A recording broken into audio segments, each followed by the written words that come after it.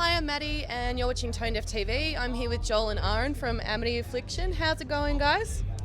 Pretty good. Good. Pretty good. Big day, very big tour. How have you been finding it? It's been fun. I mean, there's so many friends on this tour from bands we toured with in America and here. And yeah, it's kind of hard because we play last every night just to stay sober and just kind of pace yourself. But it's been rad. Like, it's a great tour. Yeah. Well, everyone's been ridiculously well behaved. Before you guys, there was only one other band that came in with drinks, so... I reckon if we were playing earlier in the day, that would be a much different story.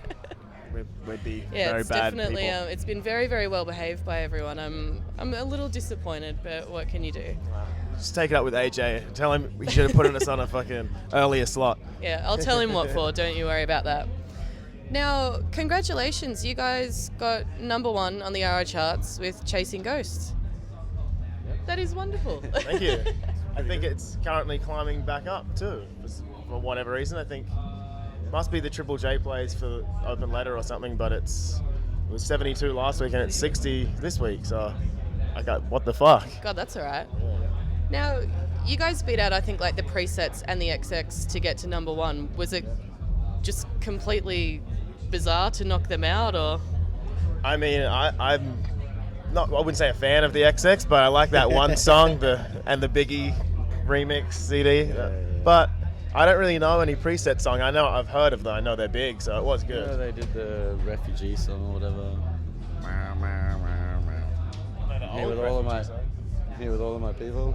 Oh, okay, yeah, right. Well, that's huge. Then, yeah. Oh, now I feel even better. My head's just inflating as we speak.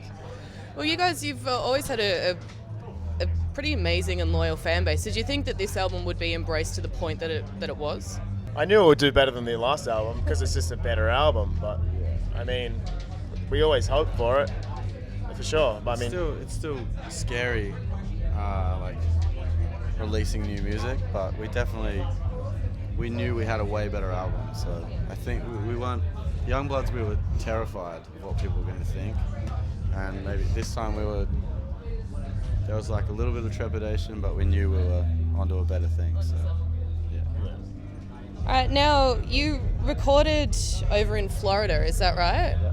Now, out of everywhere that everyone goes to record, you've got people that go to LA and to New York. Why Florida? That's just where the producer was.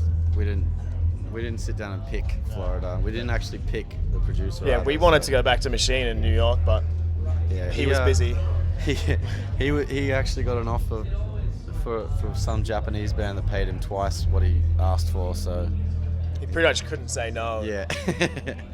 And we even tried to be like, just blow him off, Yeah. like push it back. But like, it's gonna be good, man. yeah, Come on. trust me, you want to record this. And I think when we saw him in New York, he was actually kind of bummed. Yeah, he did want to record it, but he couldn't say no to the money. So. But yeah, I mean, Roadrunner were just like, this guy's done like Incubus and all this stuff. Like, you should do it with him. And we're like, okay, like he's got a good track record, and I mean, I'm still happy with the final product. Well. He tracked it well, but he blew it in the mix, and we had to get. Funnily enough, the guy from the machine shop did the mix. So in 4 days, nonetheless, whilst recording the new Wings of Plague record. So Wow. pretty insane. But I mean, I wish we had have had more time to mix it, but I think he did well for the 4 days he was he did given. very well, yeah. Was there some trepidation working with a producer who wasn't sort of well known for working with hardcore bands? He'd sort of done Iggy Pop and That's the thing we Incubus and kind Limp of Bizkit didn't think about before we went in. We were like, oh, it's such a good thing. And then we're like, hang on, he hasn't really done much stuff like us. But I haven't done anything like yeah. us. I mean, he definitely pushed me to sing a lot more, which I'm not mad at, but it's a bit more, it's harder on stage now. But I mean, yeah, I think it turned out good recording-wise and the ideas that he helped with and stuff. But I mean, we went in there with a written record, pretty much. Yeah, he's a full-on producer too, so he actually helps bands write their songs. And we got there and we were like, we don't want your help. And like, We've written it. and he was just like amazed at how much we'd done. Yeah, he said he was like blown away. He said, oh my god, pre-production's going to be like 3 days then. It's like Falling in Reverse turn up with like 3 licks and a riff, couple riffs yeah. and go, yeah, write us a record. And he goes, okay. But he was just like, you guys have written it already, like, so it was pretty painless recording, guys, to be honest. So how do you feel playing on a Soundwave build that is... Soundwave are quite notorious for not really picking up as many Australian bands as, say, Big Day Out or something like that. Is it hard sort of trying to do a festival without, without them supporting the Australian bands as much? We've done 2 tours now, but we've played Soundwave 4 times, so Yeah. I don't know. He's doing a thing that needed to be done, I guess, and there's not much you can say. I think it's kind of cool to be one of the only Australian acts on the tour. And We're getting better anyway. Yeah. Like 3 of us this year. Milestones, Confession, and us. And North Lane as well. And North Lane, so 4. So yeah, it's getting there. There aren't really that many bands in Australia that you could put on anyway.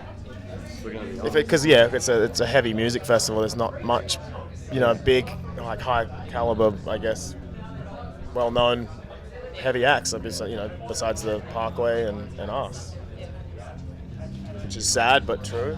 Should be bigger. Should be more bands. There's definitely bands upcoming. Like North Lane's getting huge, I feel. Yeah. But yeah. So I want to ask you about that album cover, which I'm sure you've probably rehashed time and time again. What was the motivation behind it? Because it was a big talking point for a lot of people. That's exactly it.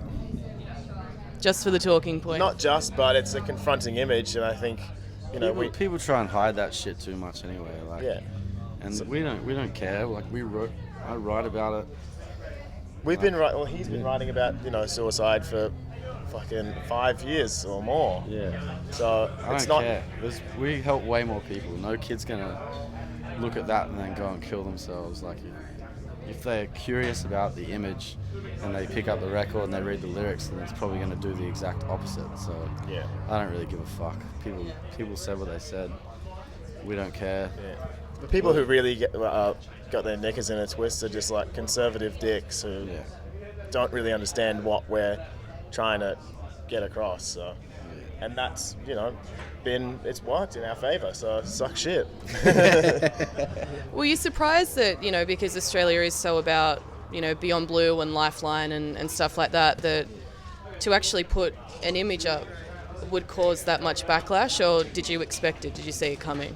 I mean, it wasn't really that much backlash anyway. No. It was like a week of people going, don't "Oh, even know that's if it lasted a week." disgusting," and it's just like, well, look inside the booklet and see a link to Headspace, Yeah. and eat your words. But it is sometimes, like Joel said, kids will see that and be curious about the image and pick up a CD. Well, guys, thank you so much for taking some time out to chat with us, and enjoy the rest of the festival. Cheers. Thank Thank you. you.